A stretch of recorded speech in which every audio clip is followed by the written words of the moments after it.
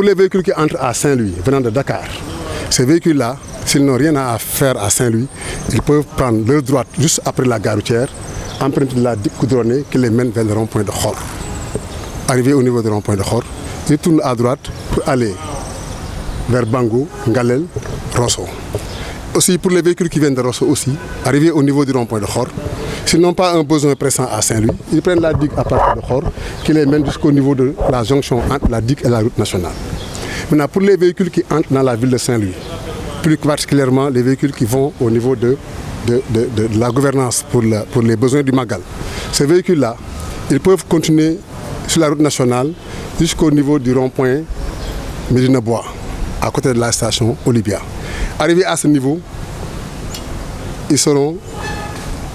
orientés vers la droite et ils vont prendre la rue Makodou Ndiaye. Cette rue va les mener jusqu'au niveau du rond-point Isra. Ils vont passer devant le stade Mawadouad, devant le jardin d'essai et arriver au niveau du rond-point Isra. Donc à partir du rond-point Isra, ils prennent l'avenue Moustapha Malik Gueye. Ils vont passer devant le lycée technique André Pétavin et arriver au niveau du rond-point du commissariat central. À partir du rond-point du commissariat central, ils tournent à gauche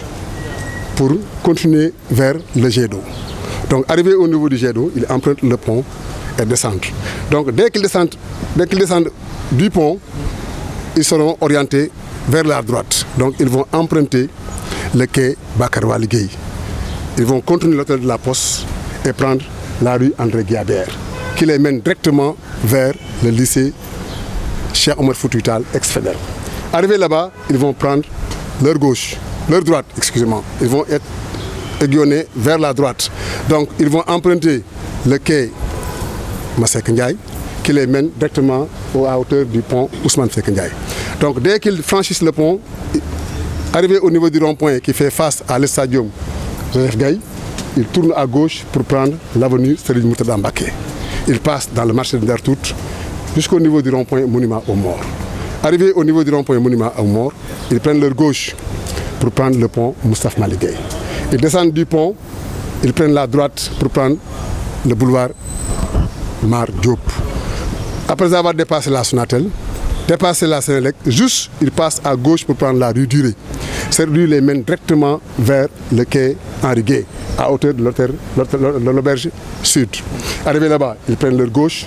prendre le quai pour venir passer devant la subdivision des douanes, tourner à gauche, passer entre la préfecture et la capitainerie du port, remonter le pont pour sortir de l'île. Ces dispositions ont été complétées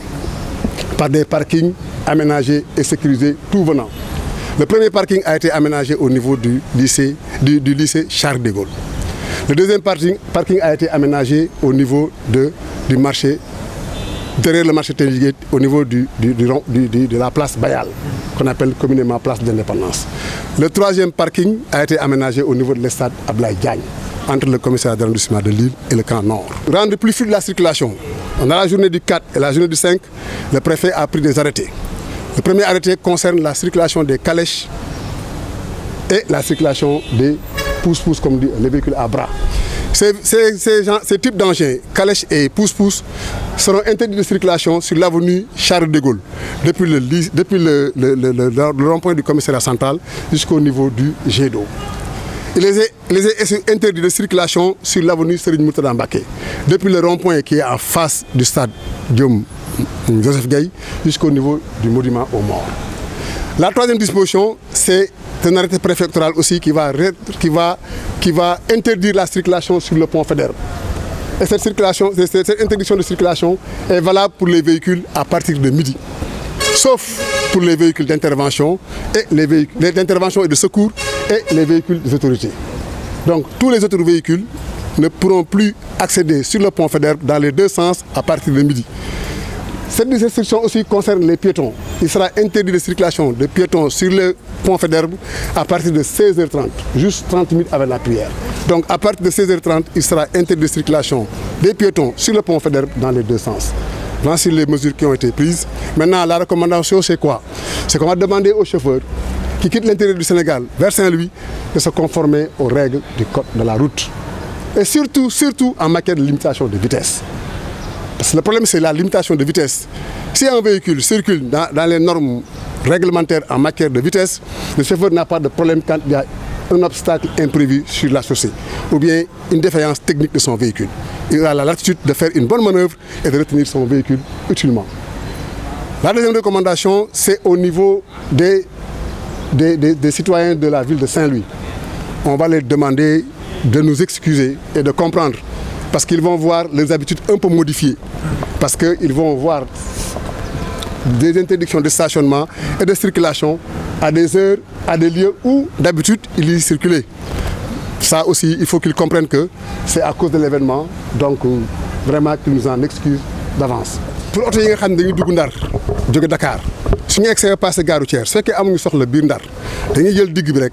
mu yóbbu leen directement ci rond-point Xor ñu génn dem seen yoon dem Bango dem Ngalel wala ñu dem Rosso. Pour oto yi nga xam ne dañoo bëgg a dugg si biir Ndar jëm ci màggal bi dañuy ñëw ba ci Médina Bois bu nekk see Médina Bois mooy ci booru station Olivia bi foofu dañ leen di orienté ñu jël seen droite dugg ci quartier ginnaaw raay bi jaar ci buntu stade Mawal Wade ñëw directement ci rond-point ISRA bi bu yegsee rond-point ISRA dañu gàddu seen droite rek jaar entrée Paravin après ñëw directement ci buntu commissariat central bu yegsee buntu commissariat central jaar seen càmmoñ jël avenue Général Lagul continuer directement yéeg pont bi wàcc mais bu ñu wàccee pont bi dañuy jël seen ndeyjoor parce que duñu leen mbay ñu continuer dañuy jël seen ndeyjoor bàyyi hôtel de la Poste seen càmmoñ bu ñu passé hôtel de la Poste rek jàdd seen càmmoñ jël rue André Guillabert mu yóbbu leen directement ci lycée André Pétave li lycée Charles Faidherbe ex Cheikh Omar Foutiyou Tall suñu eggee ba foofu noonu ñu jël seen ndeyjoor jëm directement ci quai Ousmane Masseck Ndiaye bu ñu yeggee pont bi wàcc rek dañuy ñëw ci buntu stade Joseph Gaye foofu dañuy jàdd seen càmmoñ jaar ci marché Ndar Tuut bi ñëw directement monument aux morts bu ñu yeggee monument aux morts bu ñu wàccee rek dañuy jël seen ndeyjoor bu ñu jëlee seen ndeyjoor romb Sonatel bi romb Sénélec bi jàdd seen càmmoñ génn si Auberge Sud bu ñu génnee Auberge Sud rek dañuy jàdd seen càmmoñ ñëw jaar si buntu douane bi jaar ci préfecture bi buntu préfecture bi yéeg ci pont bi. disposition yi lañ jël pour faciliter circulation bi maintenant disposition yooyu dafa am ay arrêté préfet yu ko accompagner bi si njëkk mooy defar nañ bàyyi nañ xel parking oto yi donc am na ñetti barab yu ñu def yoo xam ne nii pour ñi nga xam ne ñoo bëgg a ñëw gaare seen oto la bi si njëkk mooy bi nekk stade Ablaye Diagne bi nekk booru Camp Nord stade boobu noonu dañ ko sécuriser ku mu neex ñëw gaare fa bi si des mooy place de l'Indépendance Bayal bi nekk ginnaaw marché Tendie Géej foofu aussi ku mu neex ñëw gaare fa dina am sécurité beneen parking bi mooy lycée Charles de Gaulle foofu aussi dina am sécurité ku mu neex gaare fa beneen disposition bi mooy saret yi surtout ak pousse-pousse yi ñooñu moom dañuy jégal rek maanaam la journée du 4 ak la journée du 5 bésu 4 bi ak bésu 5 bi juru màggal bi dañ leen di tere ñu dawal seen saret yi ak seen pousse-pousse yi ci avenue Charles de Gaulle bi li commencé rond-point commissariat central ba ci pont bi du ñu nangu saret wala pousse-pousse jaar fa li commencé rond-point stade Joseph Gaye ba si monument aux morts mooy jaar ki marché Ndar Tuut bi dañuy tere saret ak pousse-pousse jaar fa bi si topp mooy lii war gouvernance foofu duñ nangu ko fa taxaw duñ nangu ko fa daw parce que zone boo xam ne ni foofu la nit ñi di jullee tànk rek la ñu nangu mu jaar fa képp comme oto duñ nangu nga jaar foofu noonu donc disposition yooyu la autorités yi jël pour accompagner les deux racceurs de Saint-Louis. Donc pour ce qui est le pont Faidherbe parce que pont Faidherbe moom maanaam moom mooy yor Ndar lu fa am lu mu tuuti rek day répercuté wu ci circulation bi donc pont bi dinañ ko tëj pour oto yi à partir de midi boo nekk auto intervention wala nga nekk auto secours wala auto autorité duñ nangu nga yëg ci pont bi donc la circulation dans les deux sens dañ koy tere. pour piétons yi aussi il faut que nit ñi jël seen matuwaay pour bu ñu bëggee julli ju ñu teel a dem parce que 30 minutes avant ñu julli maanaam 4h30 fu mu gotee ñu leen tëj pont bi pour ñi nga xam ne seen tànk la ñu yor donc disposition yi lañu jël pour accompagner rakkay yi. recommandation yi par rapport. Voilà recommandation yi mooy oto yi nga xam ni chauffeur yi nga xam ne dañuy ñëw ci màggal gi ñu ngi leen di ñaan ñu jógee si biir Sénégal di ñëw Ndar ñu ñaan ñu sàmmonte ak digal yi code de la route leen digal leen sàmmonte ak digal code de la route yi bi ci ëpp solo nag mooy limitation de vitesse oto boo koy dawal da nga ko war a mën a téye soo gisul loo xam surtout jamono bi ñu nekk nga xam ne nii dañuy nekk ci nawet xam nga visibilité bi day wàññeeku gis-gisu bi wàññeeku na tali bi tooy na donc da ngay daw vitesse boo xam ne nii boo gisee loo xamul wala sa oto am crevaison wala ennui mécanique nga mën koo téye manœuvrer wàcc tali bi. bi si topp mooy bu ñu duggee biir Ndar fépp fu ñu fekk alkaati bu taxaw wala fépp ñu fekk ASP bu taxaw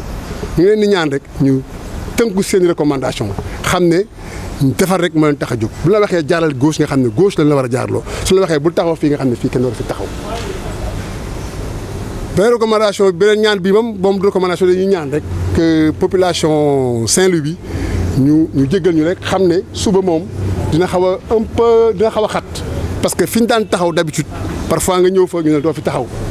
fi nga daan jaar d'habitude da nga fa ñëw ay saa ngi ne doo fa jaar mais ñu jéggal ñu rek xam ne bés bee ko waral xam naa ne bu ne Allahu akbar timis luñ ko teg rek situation bi dina revenir à la normale.